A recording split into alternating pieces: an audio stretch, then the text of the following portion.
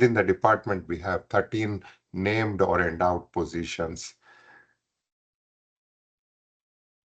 So just to give you a quick overview of the size of the department, we offer undergraduate, master's and PhD in electrical engineering, computer engineering, and we also have what I would call as a relatively small presence in a very niche area, which is telecommunications engineering.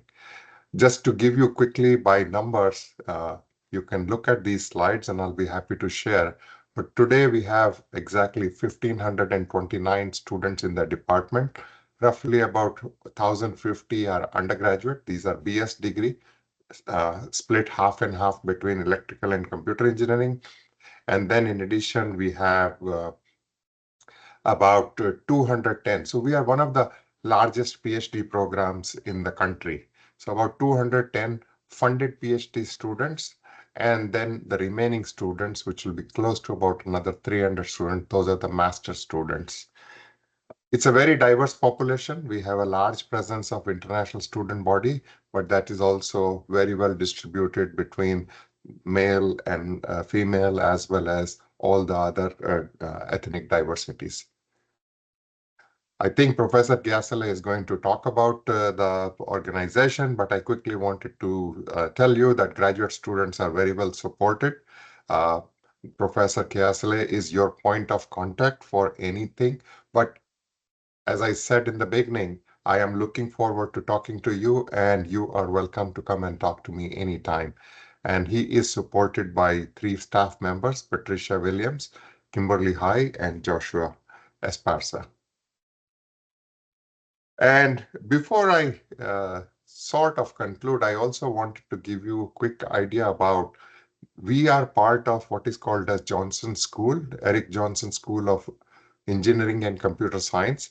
Johnson School last year made a decision to have a collaborative move towards expanding our research collaborations across the school. So there are 5 identified areas: advanced manufacturing, energy science and technology, healthcare innovations. These are very, very broad areas. So it is quite possible that you may have a very specific interest. So for example, when I say semiconductor science, we are talking about going from what would be device physics to semiconductor modeling to semiconductor manufacturing, packaging, and then if you move up in the circuit design, everything falls under that broad area. So circuit design, electronic design automation, all of that would be part of the semiconductor. So each of these areas is very, very broad, and it produces tremendous opportunity for you to work both within the department as well as across the school. We are a very young department, as I said. We have state-of-the-art facilities. This is a quick snapshot of some of our buildings. What you see on the top is not the building where you will be, because that's where the mechanical engineering, but that's our newest building, which is called the Engineering and Computer Science West Building. We are located in what is called as ECS North Building, and likewise, the building on the bottom left that you see is the building where we have natural science and engineering research labs, and this is where we have the clean room as well as other opportunities that are more close to semiconductor design, manufacturing, and so on. Very, very friendly campus for students to spend time, both within the buildings as well as we have lots of open spaces for one to sit, chat, and maybe study in group study sessions. Finally, I wanted to give you a quick snapshot of some of the names of companies that our students have been going into. You will probably see pretty much all the names that might be familiar with you. These are all big companies. Qualcomm, Synopsys, NVIDIA. We are very proud of a very big sort of placement in companies like Apple and Skyworks, Meta, Intel, and so on. So hopefully when you're here, you're able to take care of your academic requirements, but at the same time, maybe you will be exposed to some good opportunities to go and work for one of these companies. Finally, I want to stop here and say thank you to you for joining. Uh, Please feel free to reach out to me even during this interim time between now and when you come on campus. I am happy to answer and connect you with whatever resources we have in the department. So, welcome again. Welcome to UTD. Welcome to the Johnson School. And definitely welcome to the Department of Electrical and Computer Engineering. We are looking forward to working with you. Thank you.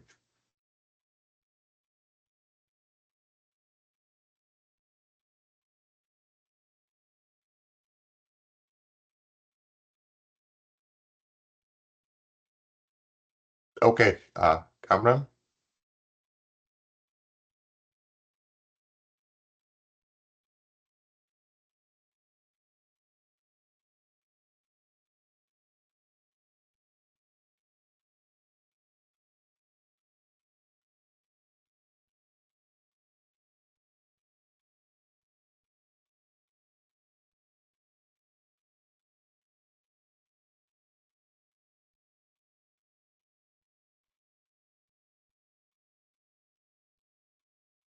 Okay, I'm sorry, my system crashed for a second, so let me get the slides back. Thank you, Dinesh, for the very thorough introduction.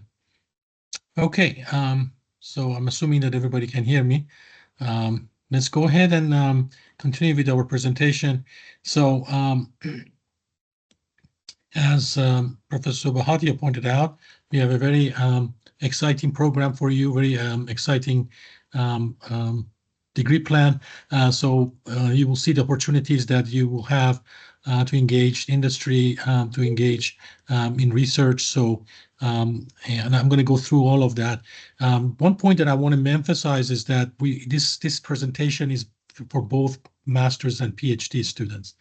And there are some changes in the horizon. So I'm sure that most of you are planning to be here for spring 25. But in case if you are going to defer your admission or something of that nature, please pay attention to some of the instructions because there are changes on the horizon for fall 25.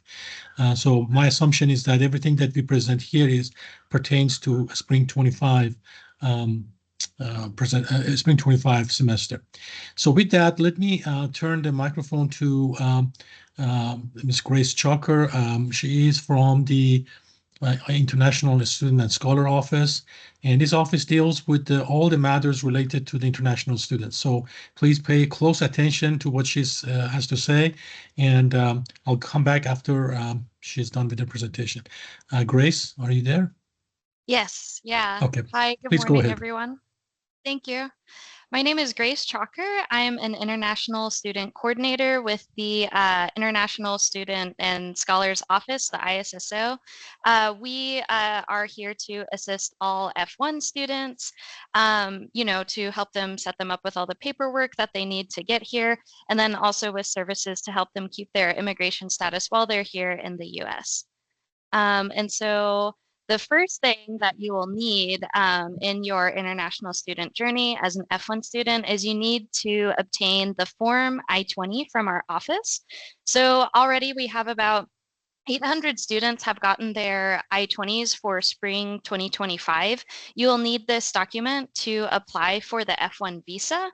So how you apply for it, maybe some of you have already gone and applied and gotten your I-20, but what you'll do is you'll go to our website called iComet.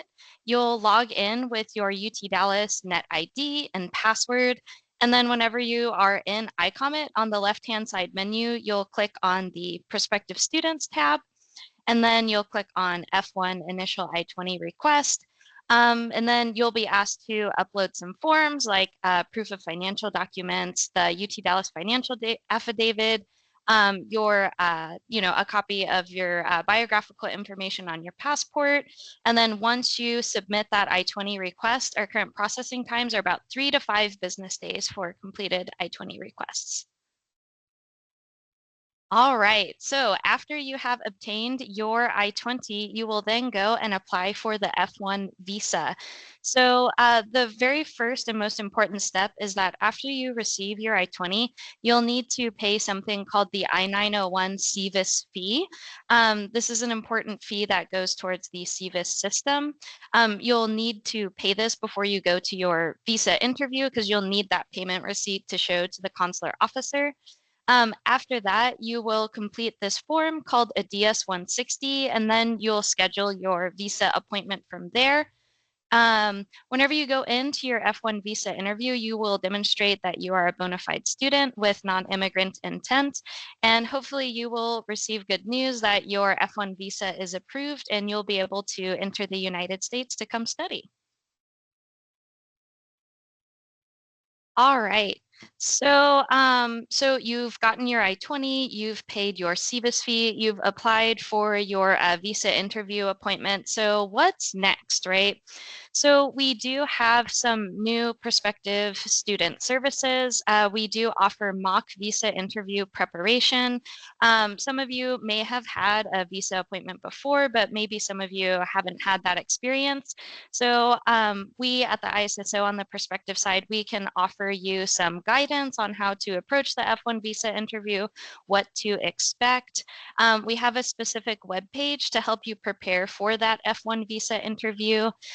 It's also a good idea to double check the information on the consulate or embassy's website where you plan to go in case they have any further requirements or instructions. You'll want to be prepared for all kinds of visa interview questions. They might ask you about your academics, your finances. They might ask you some other questions, ties to your home country. We do have a list of common interview questions on our visa application webpage. So please check that out if you can. All right, so what is an F1 visa, right? So F1 visas are non-immigrant visas, meaning that you have the intention to come to the United States to study, and then at the end of your studies, you will return back to your home country. So I think the most important things to keep in mind at that F1 visa interview are you want to be honest, be confident, and you want to communicate clearly because the consular officer is determining, do you meet the requirements to be an F1 visa holder in the United States? So just keeping those three things in mind of honesty, confidence, and clear communication should help you prepare for the visa interview. All right, so you've completed all those steps. Your F1 visa has been approved. So now something to keep in mind is that there's some important information on your I-20. There's a date called the earliest admission date. So you cannot arrive more than 30 days before your program start date. So if you are joining us for spring 2025, the earliest date that you can enter the United States will be December 22nd, 2024.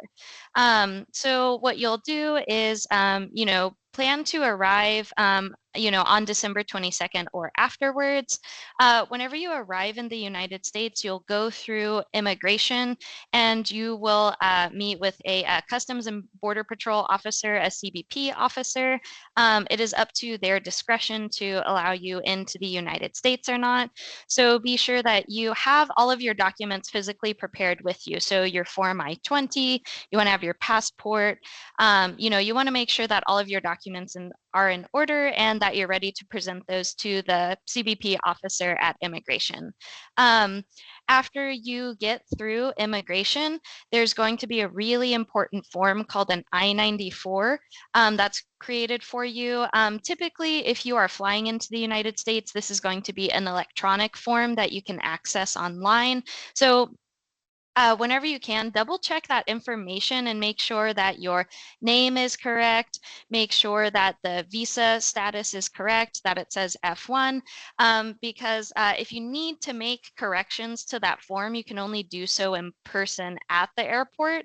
So definitely make sure you double check that information before leaving the airport, just in case you need to correct it. We do also have a video on our visa preparation webpage that kind of goes over what to expect when arriving in the United States.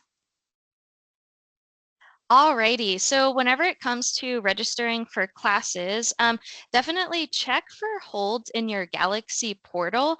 Your Galaxy portal will show you the types of holds that you have and what department has placed those holds. So for example, the ISSO, we can only remove holds on your account that are from specifically the ISSO, but if you have a hold, from a different department like the Student Health Center or your academic department, be sure to get in touch with those relevant departments. It's really important to, if you think that you might not be able to arrive in time for the start of classes, definitely keep in mind that you might want to consider dropping your classes if you don't think you'll be able to make it for the spring 2025 semester, because you will be financially responsible for those classes if you don't drop by a certain deadline. All right. So immigration-wise, whenever you arrive in the United States, you will need to report to the UT Dallas ISSO office. We call this the new student check-in, and there are 3 things that you need to complete. The first thing is to log into your Galaxy, and you'll update your US address information with your local address and then your US phone number as well. The second is to attend the ISSO's Maintaining F1 Status workshop. There might be other orientations that you're asked to attend, but the Maintaining F1 Status workshop is required for all F1 students. We will be posting times for the spring 2025 semesters F1 status workshops. We will have both in-person and virtual workshops available. So please keep an eye on your emails for updates from our office about that. And then once you have completed steps 1 and 2, you'll log into iComet, and then on the left-hand side, you'll see a tab that says New Student Check-in. You'll complete that e-form, and you'll be asked to submit copies of your immigration documents like that I-94, F1 visa, passport. And then once you submit it, and that's approved, then you will have completed your New Student Check-in. All right, so thank you guys so much for taking the time to listen to me present about this information for F1 students. If you have any questions at all that are related to F1, the Form I-20, preparing for that visa interview, please don't hesitate to contact the ISSO. We have a specific advising page for prospective students, so you can click on that link there. We do have various advising services, so not just one-on-one advising services. We have live chats available on Mondays, Wednesdays, and Fridays. We also have something called an Ask an Advisor e-form. That's an iComet. It's sort of similar to an email. And right now we are hosting bi-weekly prospective student group chats for F1 students. We just had one yesterday, so the next one will be the week after next. So definitely check out our webpage and consider signing up for one of our group chats. All right, thank you so much. Right. Well, thank you, Grace, for the very informative presentation. So let's go ahead and continue with our orientation. I just want to add a couple of comments that is very critical, especially for international students. Please try to arrive here as soon as possible. And the reason that we require that is before you can attend classes or even interact with the staff or faculty is that you have to go through the student health requirement, which is a TB test. And very often the students misunderstand that, and after getting a skin check, I guess the skin check they do give you an injection. They just continue interacting with the staff or students. You do need to be cleared by the student health before you engage in all activities on campus. So please try to arrive here as soon as possible. There are steps that you have to go through, and you'll be informed in time about what to do. Now, one of the issues is that you may have multiple holds. I'm going to talk about those holds on your account, as Grace pointed out. One of them is ISSO hold, the other one is a student health hold, and their educational hold, and we will talk about that as well. So let me talk about the very important office of Graduate Education. I want you to be familiar with this office. This office deals with your final degree approval. You certainly will be interacting maybe directly or indirectly with this office. So I just want you to be aware of them, who they are. We have several people who certificate your degrees. So even though you have gone through your degree, you have to be able to go through this office in order to be granted a degree. Very often educational processes are looked at very carefully by this office. You have issues that relate to PhD or MS students, how long you can be here as a PhD student, how long you can be here as a master's student. And these types of affairs are handled by OGE. Now, one of the things that you have to remember, and don't expect anybody to fall into this category, is that you have a time limit for your degree. Your master's degree has to be within 6 years. So if you decide to take courses in whatever order that you like, but it lasts more than 6 years, you may have to reapply to the master's program. For PhDs, 10 years. Sounds like a long time, but some students actually reach that. So we are hoping that you graduate within a very short period of time in the master's, and for PhD would be also within 4 to 5 years. So, and these types of issues may not be significant at this point, but I want you to be aware of it. So, as you can see, the Graduate Education Office does a lot of things. They do the thesis, dissertation approval for PhD and final approval. They manage doctoral hooding ceremony, and it provides some administrative support to you as well. Now, something that to bear in mind is that your dissertation, especially for PhD student, is the examination is handled by OGE. So I'm going to get to that later on through some slides. So please, if you have any questions in that regard, please put it in the chat, or just ask it after the presentation. All right. So here is the some information. In this case, if you are having some specific questions, you can actually go to their website, as well as using these QR codes to actually get some more information. Now, one issue I want to point out is that after the presentation is over, we will have a recording that is done, and this is going to be available through YouTube. We will provide you with a link as well as the copy of the slides that we are presenting today. But as you observed from Grace's presentation, there are time-sensitive matters that you need to attend to, especially if you are seeking to come here in the spring and you have to obtain visa. Depending on where you are in the world, it may take quite a bit of time to get your visa. So if you have issues with the visa with I-20, please contact Grace or me in that regard, because we need to give that the highest priority. Okay, so let me go over the ECE department as well as the graduate program is concerned. We have Department of Administration. By the way, my picture is in color. There is no reason why the others are in black and white. This was the pictures that we had available. I am the Associate Department for Graduate Affairs, as Dinesh pointed out. Please come to me with any issues regarding your degree. That should be the first stop, not the last. Very often we get the students take advice from everyone except from the people they should take advice.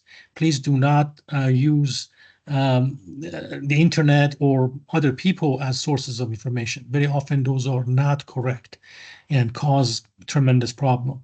So the reason for this orientation is to let you be aware of the processes that are you need to follow, and if there are issues, to who to go to and to seek advice.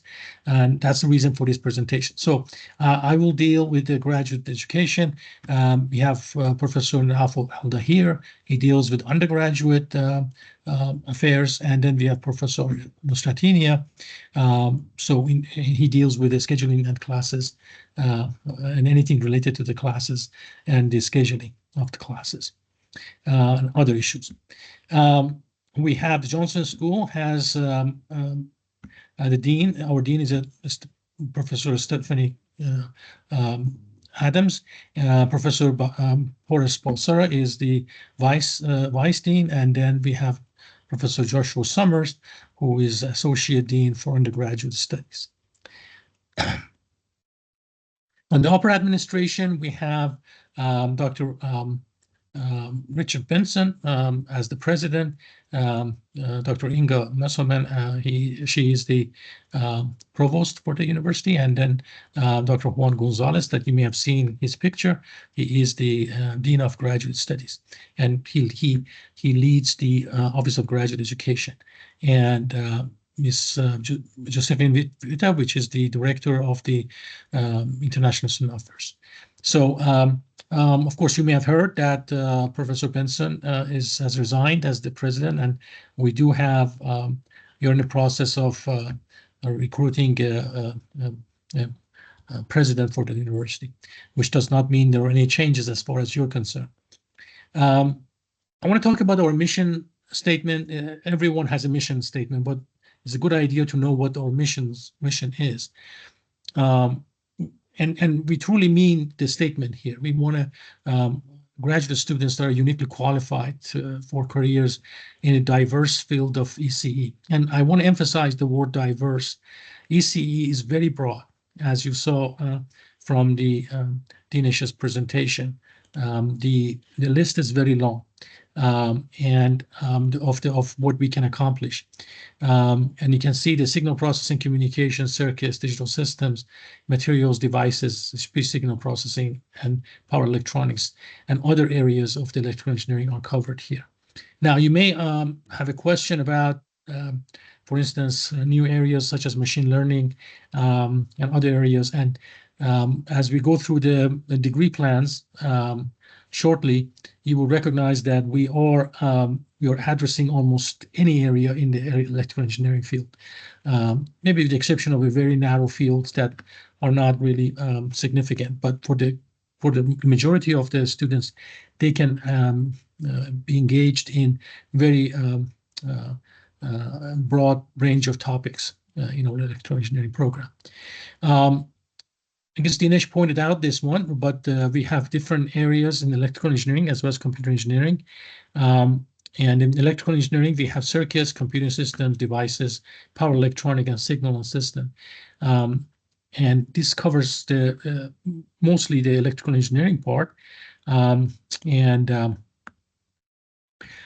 have many faculty that fall into this category. And as Dinesh pointed out, our students find jobs in terms of internship as well as the permanent jobs in variety of the companies in this area, and of course throughout the United States. So I guess at this point I'm going to turn this. Let's see. Let me just go back a little. So I guess at this point, I'm going to turn the microphone to Professor Randy Lehman, who is going to present the areas of electrical engineering. Randy, are you there? Yes, I'm here. Okay, please go ahead. Thank you, Cameron. Yes, let me add my welcome to everyone to the UTD graduate program. I am Randall Lehman. I will be talking just briefly about the 5 concentration areas that we have in the ECE department. And specifically, I'm going to be talking about the electrical engineering portion. So well, Cameron, could you back up one slide for me, please? Thank you. Okay, so circuits is the first concentration we're going to begin with an area that covers a fairly broad topical area, both digital circuits, analog circuits, and RF circuits. Many different opportunities for jobs. You can see some of the companies similar to what Dr. Bhatia had mentioned earlier in the introduction. We have a number of faculty that are in this area and very much covers again, a broad spectrum of opportunities. So next topic is devices. And this is an area that's always important because it's the foundational area for all.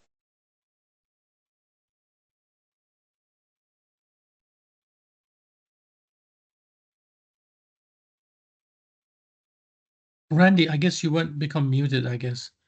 Can you unmute yourself, please? There you go.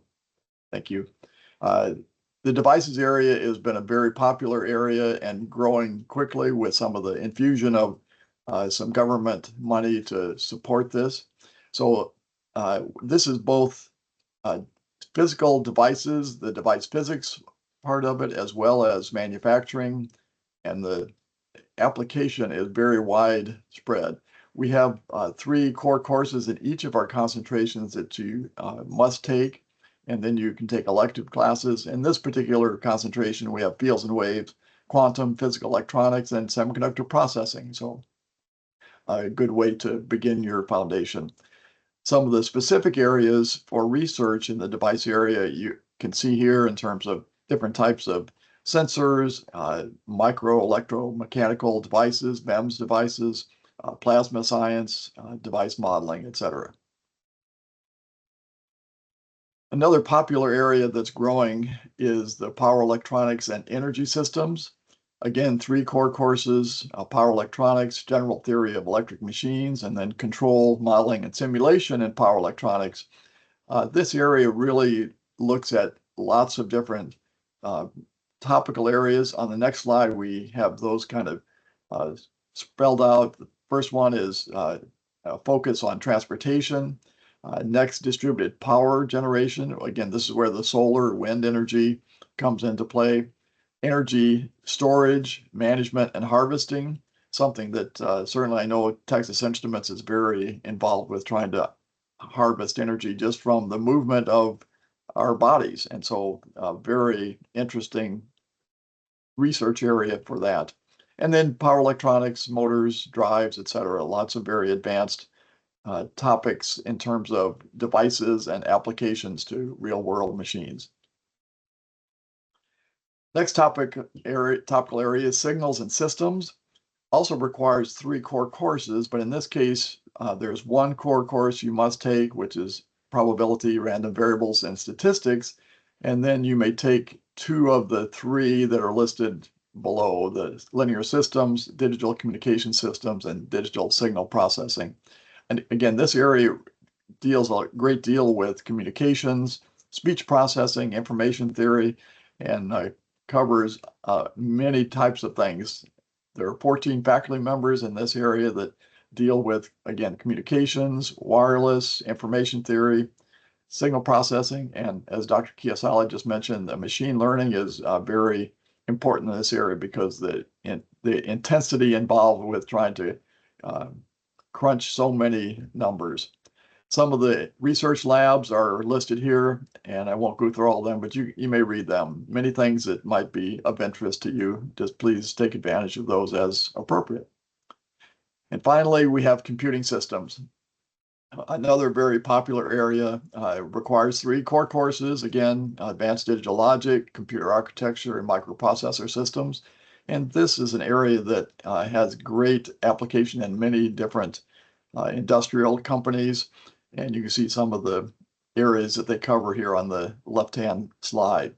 And so let me finish by saying, for all of these concentrations, we as faculty advisors, whether it's EE or CE, we need you to look at some of the courses that you might be interested in. We'll talk about more of those later on here in the orientation.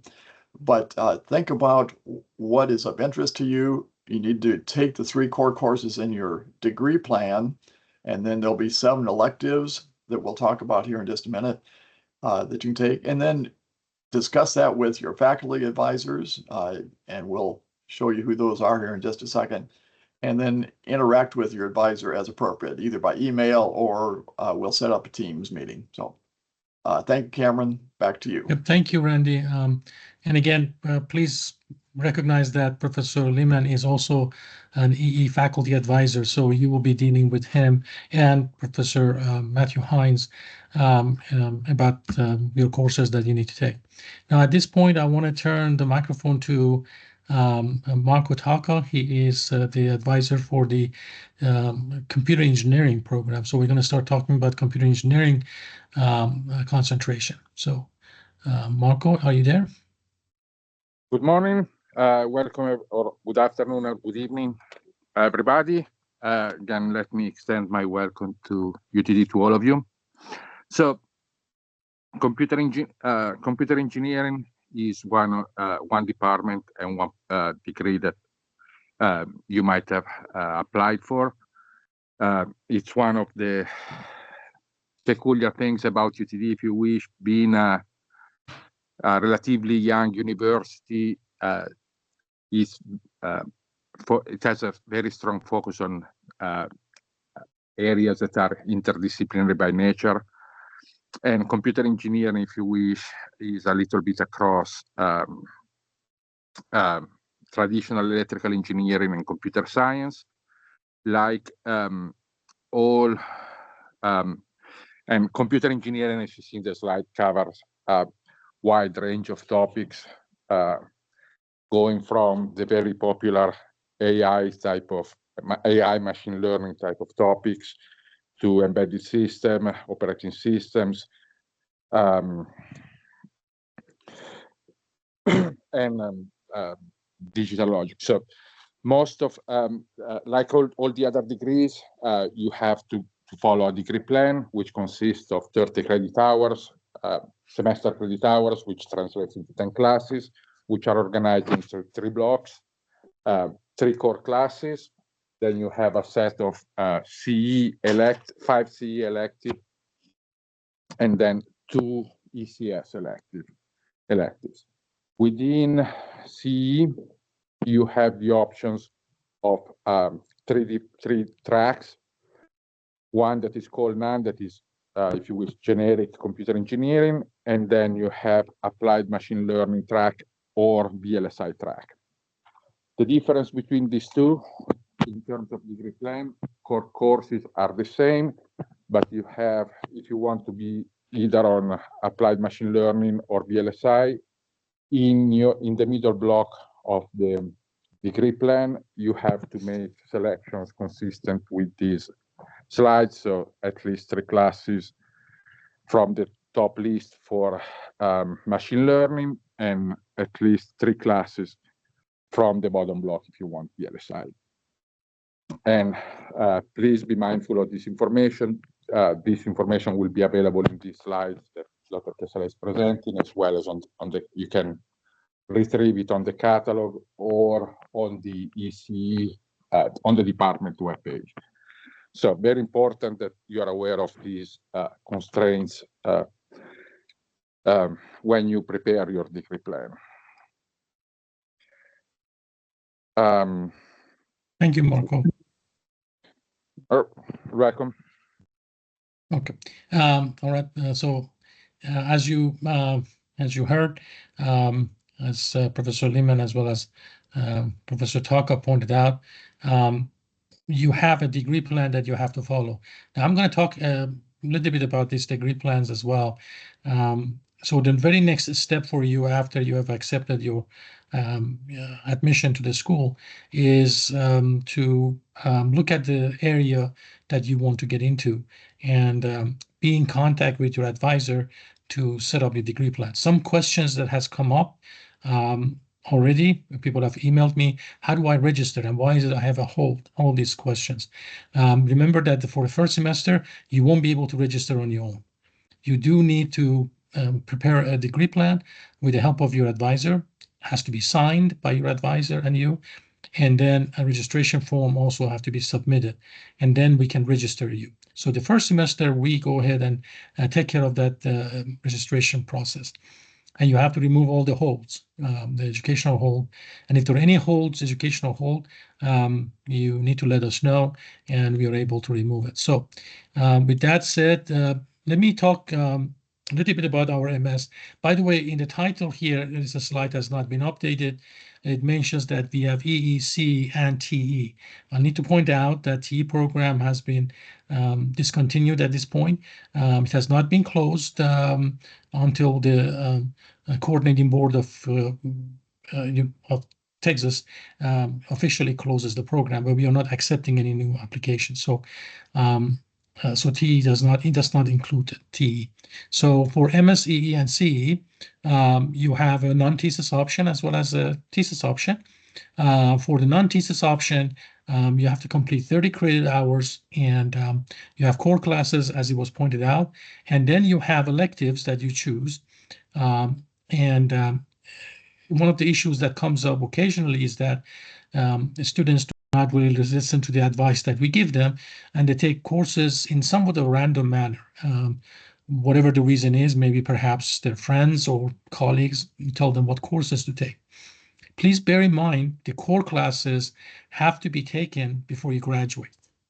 And some of these core classes may not be offered all the time. So when you see in the core classes or in the schedule, please take them first. You can always take a different elective, but you cannot take a different course to satisfy the core. And this point is very critical because if the course is offered in the fall, spring, for instance, spring semester, and you do not take that core class, somehow you may be able to graduate within a year or maybe a year and a half, but it may extend your stay here for another semester just to take the core class. And we can't do anything about that. So please bear in mind that core classes must be taken first, and then obviously the electives. Now, some of the electives have the core classes as the prerequisite. So you won't be able to take some of the electives if you do not have the core classes. So your advisors are the best place for you to go to get advice on this issue. We have a thesis option. If you have a faculty member who wants to work with you on thesis, it gives you a little bit more flexibility. You can take up to 9 semester credit hours of research, 3 hours for thesis, 3 hours to 6 hours of research. Obviously, this is going to require less of a coursework per se, but it would be a research degree. It is very important that you understand that you can't just sign up for MS thesis if you don't have a faculty who's going to support your research.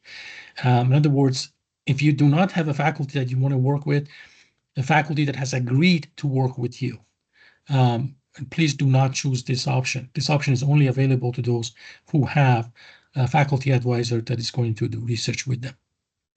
Okay, so your degree requirements is on the graduate catalog. That is our contract with you. Please go to this catalog to observe what is written there. But at the end of the day, sometimes the information is being updated. So the best thing to do is to actually talk to your advisor to understand all the issues about your degree. But graduate catalog is our contract. And one of the requirements is that for our degree, and this is true for most master's degrees in the country, is requirement of a GPA of 3.0. And I want to talk about this because some students do get this issue. By the way, may I ask for people who are on the chat, please refrain from answering each other's questions. This is causing a lot of traffic, unnecessary traffic. Please only use the chat to pose questions for me to answer. And if you see something that is there that you're tempted to answer, please don't. This is exactly what I was referring to at the beginning. We want to make sure that you have the right information. So, and also do not create distraction for people for this presentation. So please limit your post to the chat to the questions that you have for me to answer. Okay, so we were talking about the 3.0 GPA. As far as the GPA is concerned, many students satisfy this requirement. But very often students do not understand a grade of B- is not really a passing grade in the graduate program. Because this grade, if you continuously getting B-, you would be below 3.0, and after 2 semesters, you will be expelled from the university. This is not an acceptable grade. So my point is, please bear in mind, as an undergraduate, you were able to score B- or a C or CO+. These are not passing grade in the graduate program. I guess there is someone using the microphone. Please refrain from asking questions now. Please silence your microphone.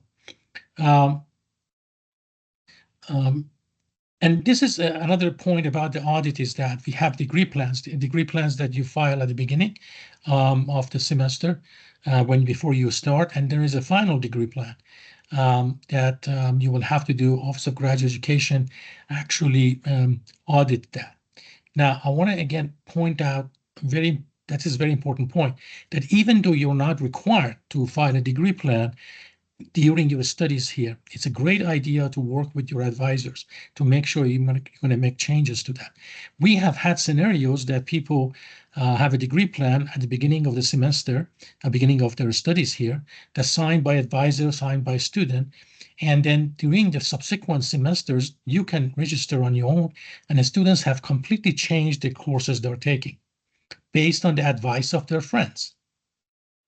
Literally based on the advice that other people have given them.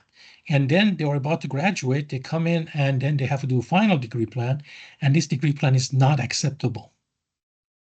And yes, these people were forced to stay 1 extra semester to complete their degree. You don't want to be in that situation. Education is costly. Do not rely on advice of people that may or may not understand your situation. Not every course counts toward your degree. So I understand some courses may be very, very useful, can get you an internship, all kinds of nice stuff. But at the end of the day, your advisor has to approve that, and then it has to be approved by Office of Graduate Education, and it has to match your degree plan that is published. So do seek advice of your advisor every semester if you have to. If you want to make a change to your degree plan, if it's a major change, please let us know. Being in the loop is the best way to avoid confusion and a lot of pain and painful costs, I suppose. So, and as you can see there, for computer engineering, we have a degree plan. I'm going to talk about this. There are 3 options, as you can tell, is applied machine learning, embedded, and VLSI, which we showed what the courses are, and specifically for the electives. And there is a non-option. There's a non-option on the top, you can tell. The non-option gives you a lot of freedom in terms of choosing classes that you like from the CE courses. There's a broader number of classes you can take.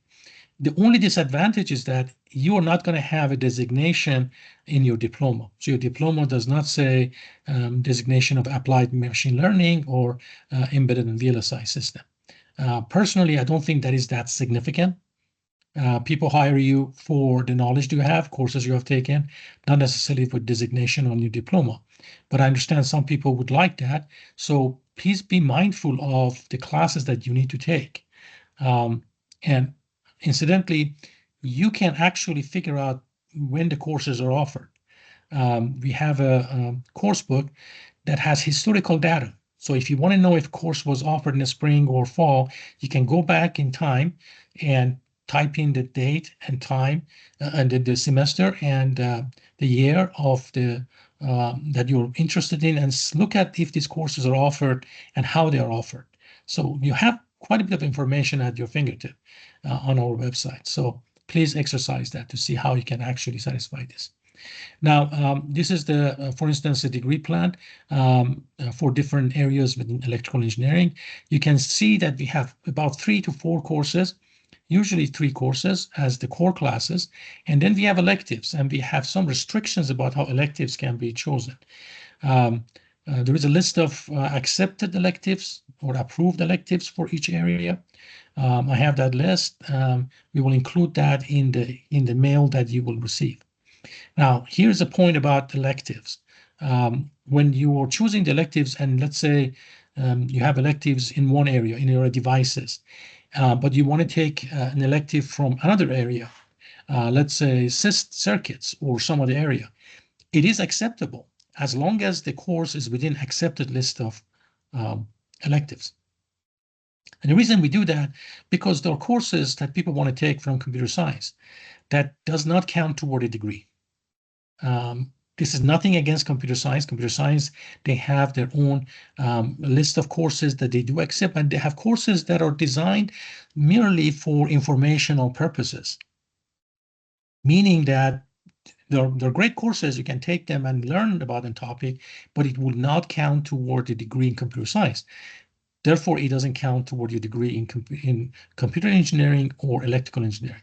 So before you take a class from other areas, please make sure that you check with your advisor if this is acceptable and it can be actually applied to your degree.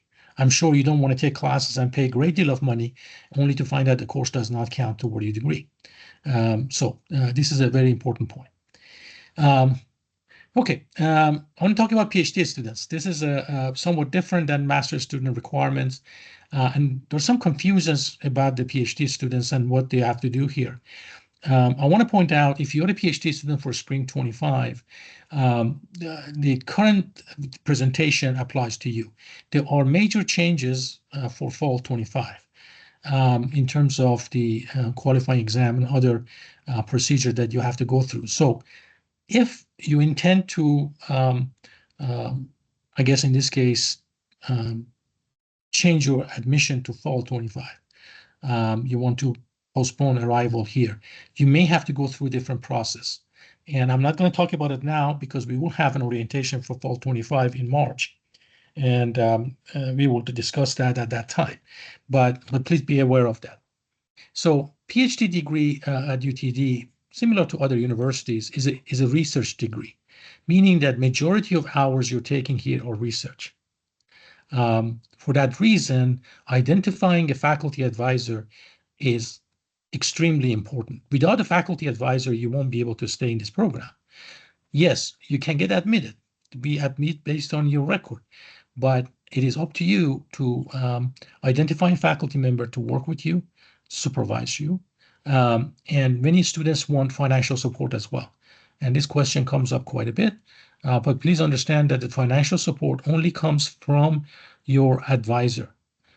So as you're contacting advisors, ask them if they are able to support you as a research assistant. There's an issue with the teaching assistantship. This constantly comes up. Please understand teaching assistantship is also done by department, but it requires the approval or in a sense, recommendation of an ECE faculty. It has to be a core ECE faculty. Now, there's a distinction. If you go to our website and type in people, a list of faculty would comes up, and there are different categories. We have the core faculty, and then we have the affiliated faculty.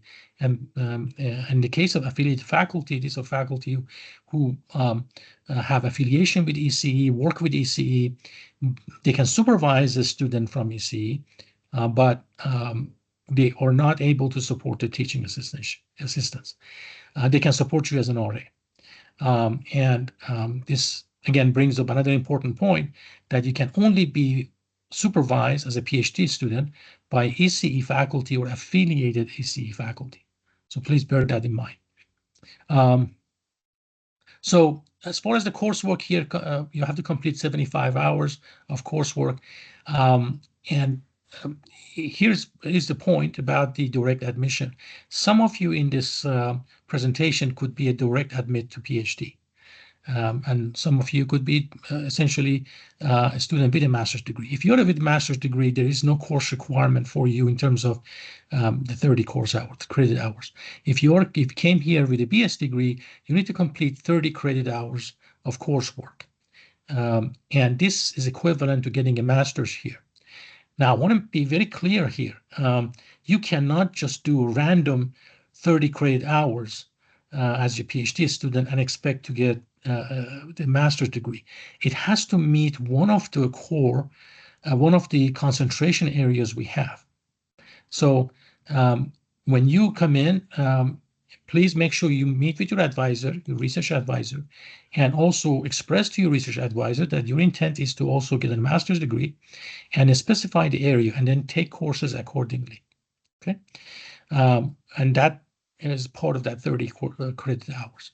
So essentially, you have about 75 hours you have to collect. Now, that sounds like a lot of hours, but please remember that as a PhD student and as a foreign student, F1 visa, you need to sign up for 9 semester credit hours per semester. So we can see that these hours add up very quickly. So I don't think there would be any problem with people reaching 75. Very quickly they reach that. Now, the other part of a PhD admission is that your PhD admission is a conditional admission. Let me again emphasize that. You are admitted here and you are required to pass the qualifying exam. If you don't, you will have to leave the university. So your degree is not, your admission is not an admission to actual PhD program, it's a conditional admission. And what is this qualifying exam? Qualifying exam is an exam, has 2 parts. One is the completing a set of courses decided by you and your advisor and scoring B+ in those classes. So it's on the level of the coursework. The other part of a qualifying exam is an oral presentation on a paper that you have studied, and you have to present this to public and your advisor, and you'll be questioned about this paper. So essentially it would be a sort of a research presentation. You need to complete that within the 3 semester long semester when you're here. Now, and if you were a direct admit to PhD from a BS, it would be 4 long semesters. Now, this sounds like a long time, but it's not. It's fairly short. 3 semesters, 3 semesters for the standard admission for PhD implies that the very first semester you're here, you should have an advisor and take some research hours with them. Take the courses that you need to take. And the second semester, you will prepare and you make a presentation perhaps. And this will give you one chance, because if you fail the qualifying exam, the presentation part, you have 1 extra semester. So you can do it complete in the 3rd semester. But if you wait until 3rd semester to take this test, and if you fail it, you need to leave. So it is pretty catastrophic failure if that happens. So I emphasize with the people who are admitted for PhD, even though you do not have a faculty that is going to support you on financially, make sure that you have a faculty that you are speaking to that is going to supervise you for your work here. And again, for the direct admit, you have a little bit more time. You have 4 semesters because they will be taking some classes to get themselves up to speed. Now, for each student must get 2 semesters to pass the qualifying exam, as I mentioned. So you do the math here. You have 3 semesters total, and you have 2 semesters that takes to take this qualifying exam. Okay, I'm sure you're going to have a lot of questions, but I'll be glad to answer them after the presentation. But the key point, as I mentioned, is to find an advisor to work with you. And we will talk about all the process after you're here, after you've gotten settled. We will talk about all the doctoral proposal examination, because you do all have to also go through the presentation to get your proposal for the dissertation approved, and then finally do a complete dissertation defense of your thesis. Now I have in this slide, it's a very busy slide, many steps here, but I have put together a timeline for completion of the PhD. Now it seems like that this should be an easy thing because PhD you have such a long time, but actually there are a lot of processes that you need to follow, there are a lot of steps that you need to take that are critical to your completion in time.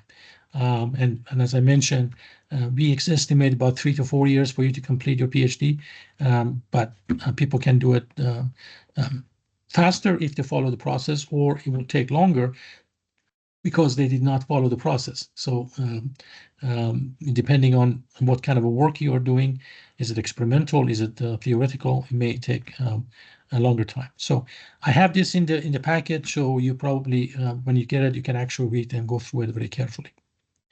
Okay, let me just step through this one.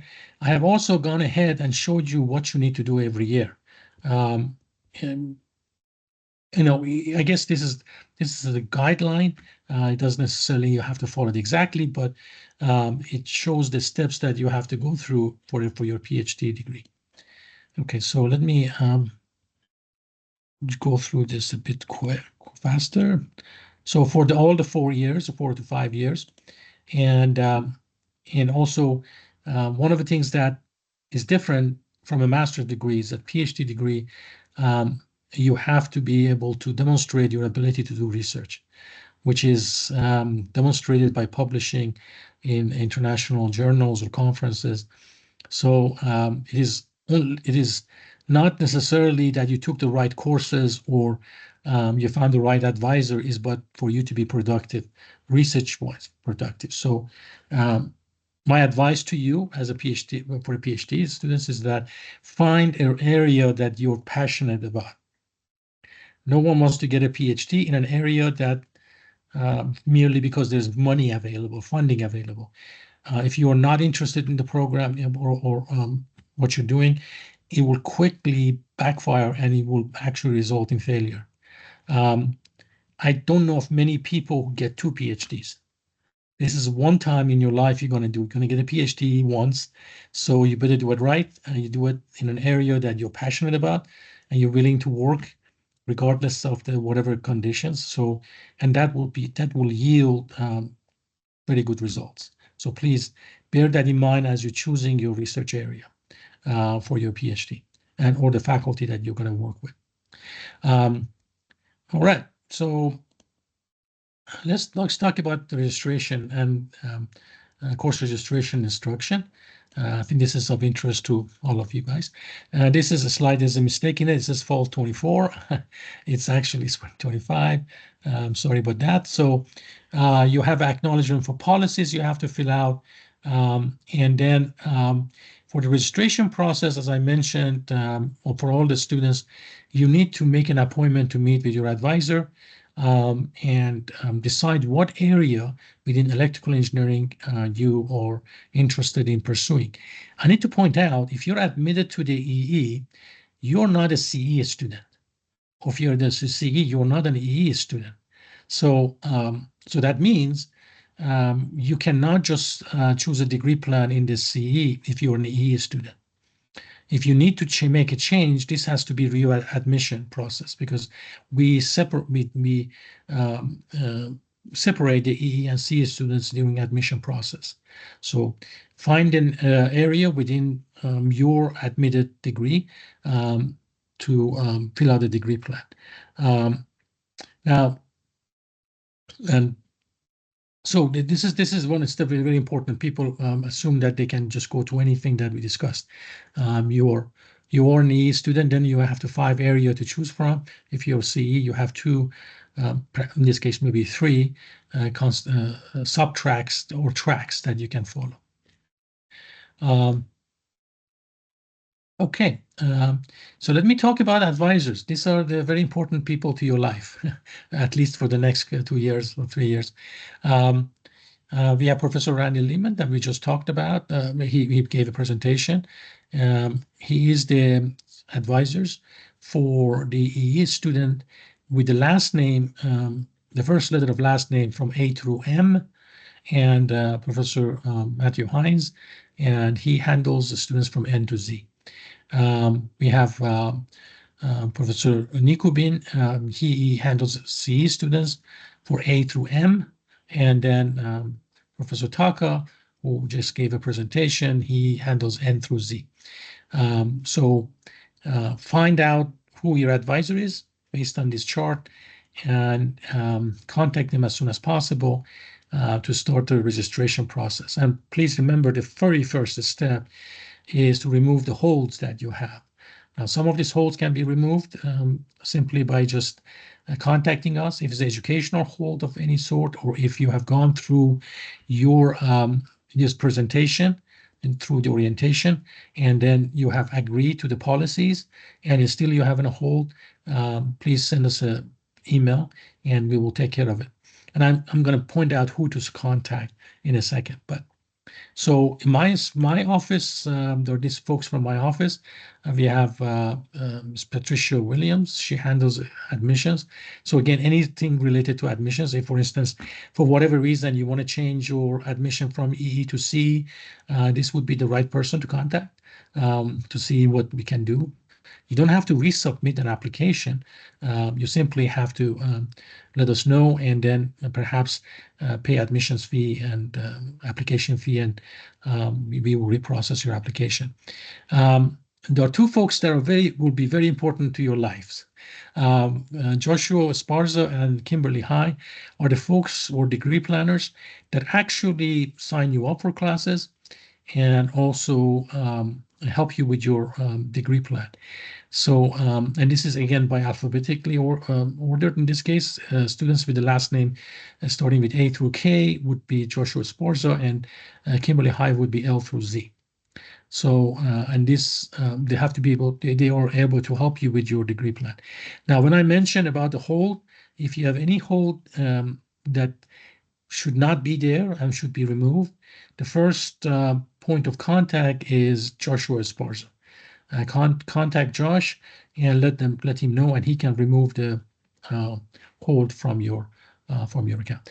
Now, one of the things that I want to point out for all of the master's student, you all come from a widely different background. As you look at the courses that we have, and you have the course numbers, you have the core classes, you can go to Google and type in the name of that class and UTD, and a catalog description for the course pops up. And please read that carefully, and because it also shows the prerequisites. Now, prerequisites are enforced for a reason, because we don't want anybody to graduate class that doesn't have the background. So there is a possibility you may not have the undergraduate background for that class, and your advisor can help you with how to handle that. You do need to actually take maybe perhaps an undergraduate class to do so. But this is problematic for students who have many prerequisites missing and or F1 visa. And that is, we do not want you to come here and take undergraduate classes only. In fact, Department of Homeland Security prohibits us from doing that. So as a graduate student, perhaps you can take one undergraduate class of, whatever in your degree plan, but doesn't apply to your graduate degree, but you do need to take that into account. So please be mindful of that.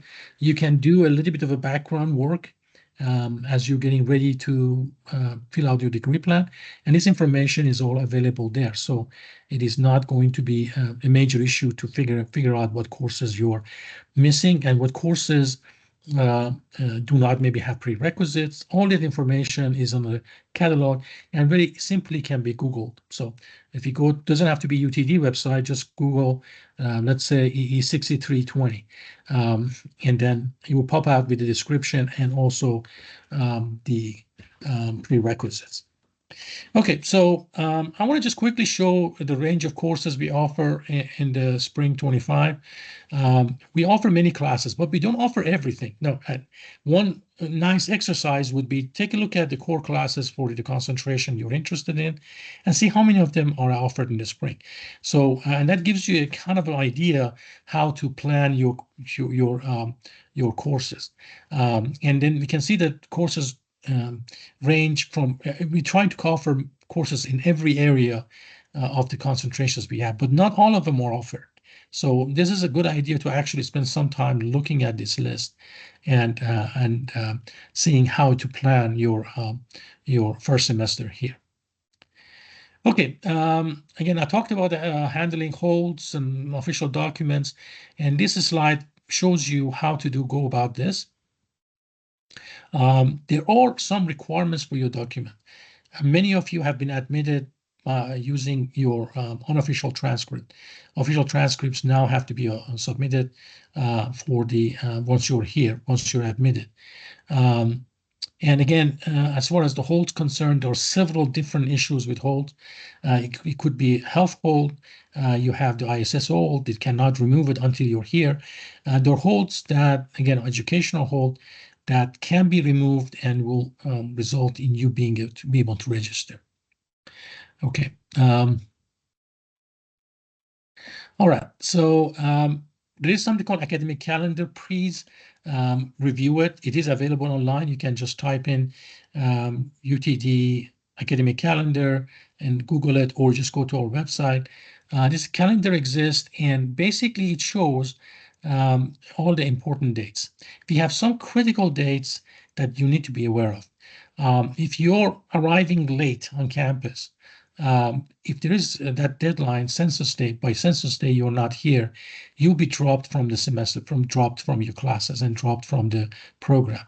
But I'm really hoping that you all can get here before first day of classes, for the simple reason of removing some of the holds and getting some of the things in order. So please take a look at the Spring 25 catalog calendar and then follow that.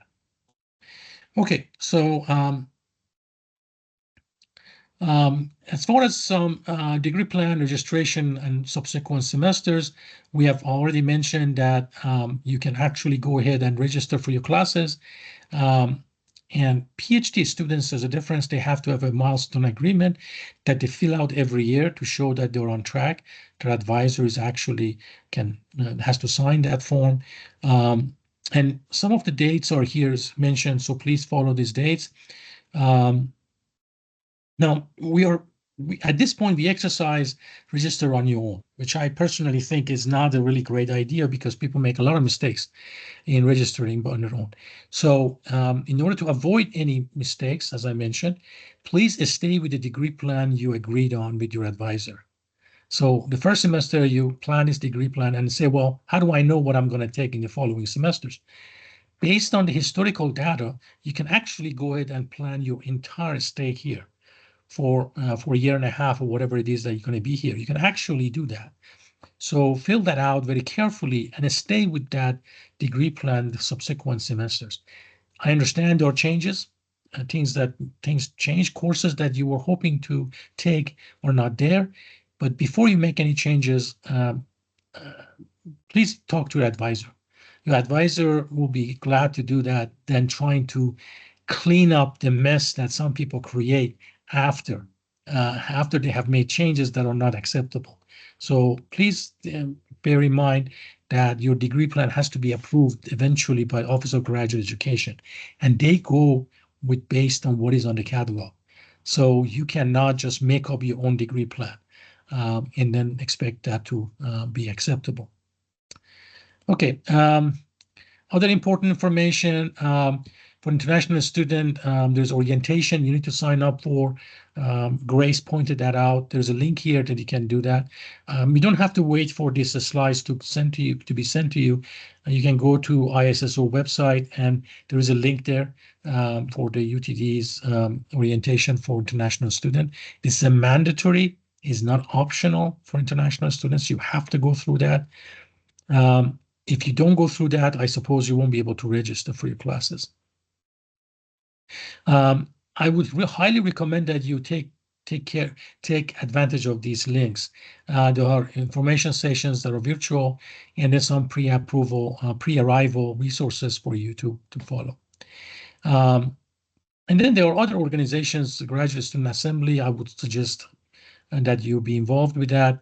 And there are organizations that deal essentially with the international students, which is actually helpful to your career. And this is not necessarily a university-run organizations. These are organizations that there's student organizations that you can be part of, and I've listed here some of them. There are more than this probably, and whatever part of the world you are from, there is an organization there that you can be involved with. Okay. As far as the TAs and RAs, the scholarship and fellowship, this question comes up quite often. The only major sources of support for you, other than your parents or maybe yourself, is the teaching and research assistantship. As I pointed out, research assistantship is not guaranteed when you get admitted. The fact that you have been admitted to the PhD or master's program does not imply that you automatically would receive teaching or research assistantship. Faculty, individual faculty, based on the funding that they have available, they will support you on their projects. So this depends on what the project they have in mind, and it depends on the research area.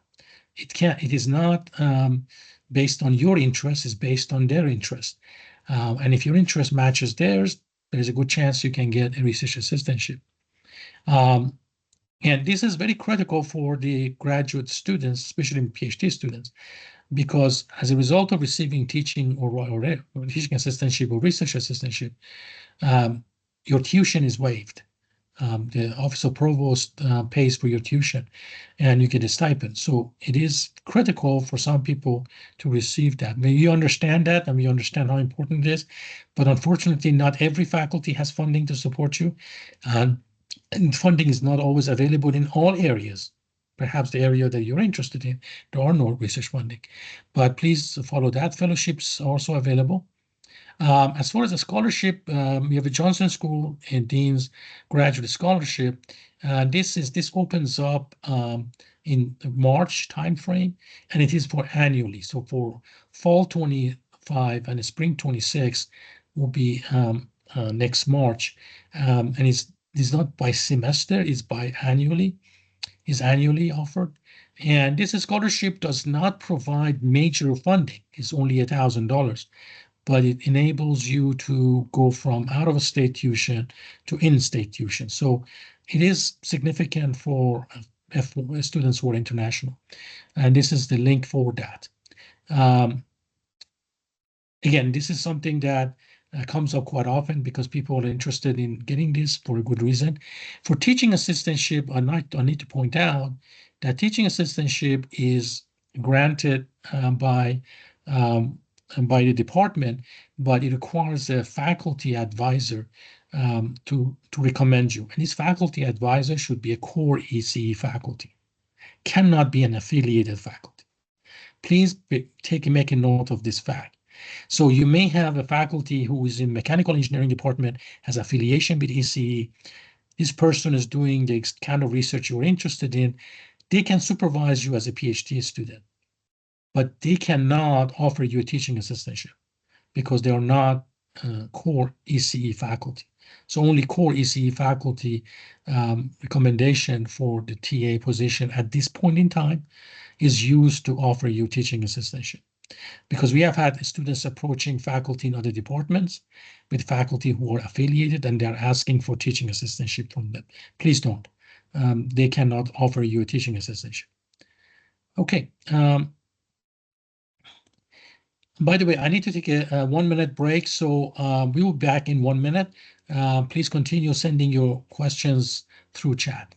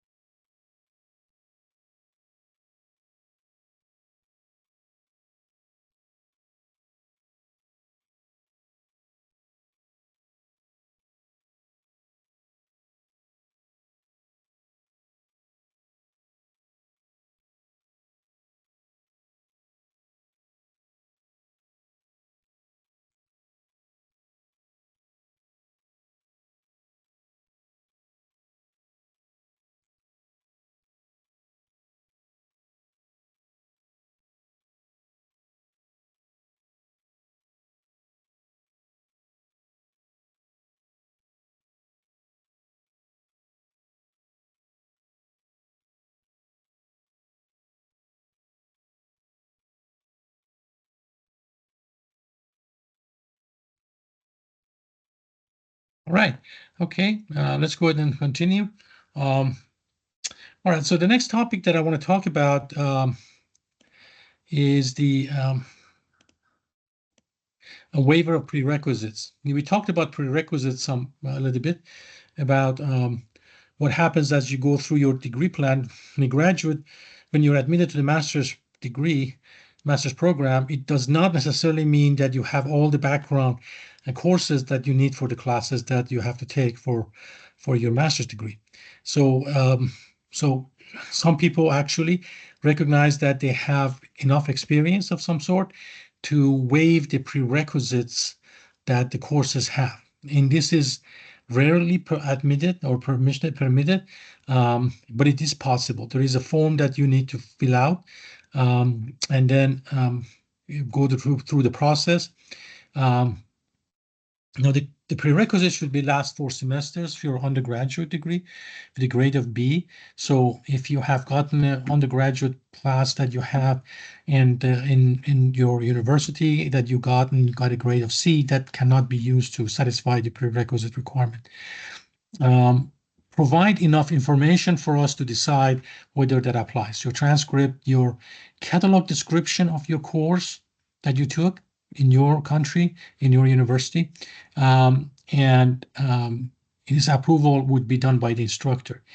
And I want to point out that this is, it sounds like a very difficult process, but it is possible to do that if you have significant work experience of some sort. Let me give you an example. When in the area of RF and microwave, we do require introduction to, or I guess the electromagnetism, which is the course here would be EE 4301. So this course is required for all the students who are in the RF track. Well, let's suppose you're someone that graduated, you never took a course in RF, but you ended up working for the past 5 years as an RF engineer in some industry. Now, if you can establish that, we can argue that you do not need to take the undergraduate electromagnetism to satisfy the requirement for that class. So there are exceptions, but you do have to provide information and document for us to do that, for you to go through this process. Transfer credit. This becomes some issue for master students who are transferring here, or PhD for that matter. Technically, based on the rules that we have, only 25% of the graduate coursework can be transferred. Now you do the math, 30 hours of coursework, that would be 7.5 semester credit hour. That's kind of a bizarre number, but essentially translates to 2 classes. Regardless of what you have done in your master's degree, let's say you were studying in another university, you can only transfer 2 classes from that degree to our program here.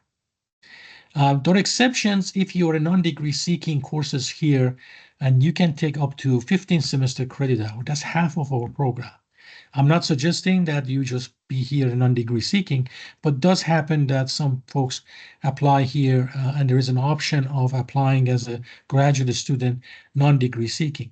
It does not mean it has a lower admissions standard, the same admission standard as the regular degree, but some people want to be non-degree seeking and just take classes, and it can take these classes up to 5 classes, which is half of your degree, and that would be acceptable. Now, you always have to, do the proper paperwork, and there are links available for that.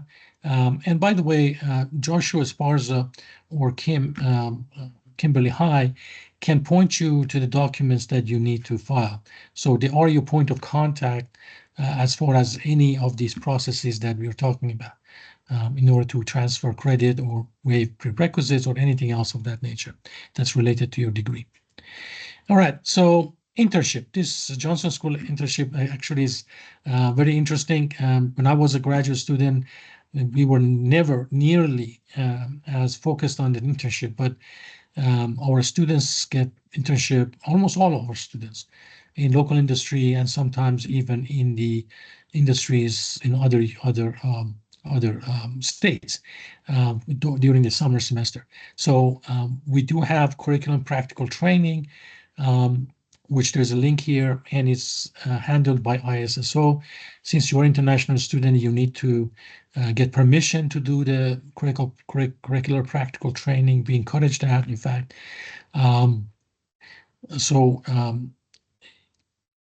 The question is, what is my chance of getting an internship? Here I have some interesting historical data for you.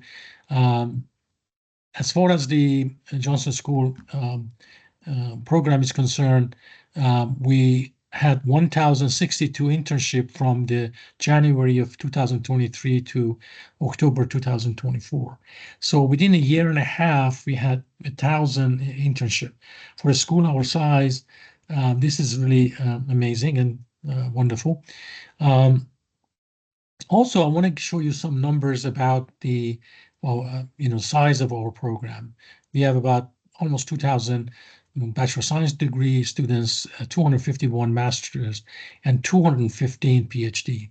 Now, this is really impressive by any standard, and this number of PhD students in our program. So that tells you how much focus we have on the graduate work, both in the master's level and as well as the PhD. As Dinesh pointed out, we are from the CE program, we are 50th in the country, we top 50, and we are 27th in public universities and 3rd in the state of Texas. For EE, we are 59th, and then public universities in 35th place. So we are a tier 1 school by this standard that people use. All right, so again, and Dinesh pointed this out, we don't have enough room for all the logos, but as you can tell, we are major industries hire our students. And the reason they hire our students is history of good performance. And you may hear from some of your colleagues, some of other students that are here, that yes, these courses are hard, this professor is tough, but remember that translates to people saying, I want to hire people from UTD because they are good, because they are they have been vetted and they understand hard work. From a student's perspective, sometimes this is very negative, but remember, at the end of the day, you want to get a job. Most of you come here to get a degree. Hopefully you have an interest in science, but you're not getting a degree spending thousands of dollars. I guess the last number was about $50,000 per year to go to a graduate program, not to get an employment. So if that's your goal, then you have to understand the reputation matters. How rigorous our program is matters. Because, again, from a student perspective, sometimes this sounds unattractive, but you have to understand this will eventually pay off in a big way. So I want to show you a number here that is actually fascinating and just recently came out. This shows the most alumni receiving green card. That means they were international students and eventually became a permanent resident in the United States. This is a very good data because it shows the relevance of your degree, how in demand you are for you to become permanent resident. And you're number 4 in the country. Number 1 is University of Southern California, my alma mater, USC, University of California, Berkeley, Carnegie Mellon, and UTD. So you have to be proud of your admission to the school because that means with a high likelihood, if you do a good job and finish your degree in time, you will be able to secure employment that would eventually guarantee your citizenship. So interesting data to look at. Okay, information resources, computer resources are critical to your studies here. Please understand that you have some rules and regulations about how to use the computing facility at UTD. Please follow them. These links will provide you with that information. And here I'm pointing out that official communication would be through UT Dallas email. Now, for the orientation, I understand many of you applied with your private email address, and we had no option but to contact that email address to let you know about the orientation. Actually, the moment you get admitted, you get UT Dallas email as well. But the problem is many people do not read their UT Dallas email or their private email. So one of the things I'd recommend is that please monitor both channels. Look at UT Dallas email and also your private email. For whatever reason, somehow that private email gets and stays in the system. Give you an example. Johnson School of Scholarship. Many times when we send a scholarship, for whatever reason, the system puts your private email. We have had a person that received a scholarship, but never contacted us to approve it or to agree to the terms of the scholarship and lost the scholarship simply because never checked their private email. So please do check all channels we have for you, but most of the communication would be, actually all of the communication would be through your UT Dallas email. As far as computing lab, we have an open access computer lab. So as far as computing facility is concerned, we have a significant facility for you. You should not have any problem accessing the network or accessing any computers. We do loan laptops. If you do not have a laptop and you're interested in borrowing a laptop from us during your studies here, please contact us. Contact Joshua Esparza. We can actually assign you a laptop. Of course, the rules of engagement here is that you have to bring the laptop working. We don't want you to bring the laptop in pieces, so you may be financially responsible for it. And we have a limited number of them, but at this point, I think we have been able to accommodate anybody who wants a laptop to work here. Okay. We are paperless. Almost all the forms that you're looking for are available online. And you can actually, if you cannot get it directly, you cannot find it, please contact us and we will be glad to provide it for you. Now, I will, as I mentioned, we will have a package that would be sent to you, which contains this slide presentation, as well as the, I guess, a link to the taped version of this presentation, plus some critical documents that you may need for your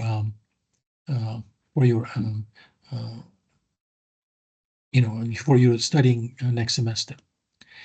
Okay, so with that, I'm gonna stop the presentation and try to answer some questions. Now, we had a very active chat line. I don't know if I can get through all the questions that came up in the chat.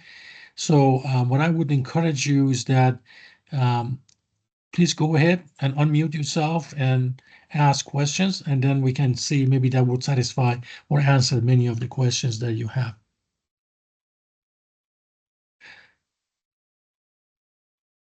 Okay, so I want to open the floor for any questions.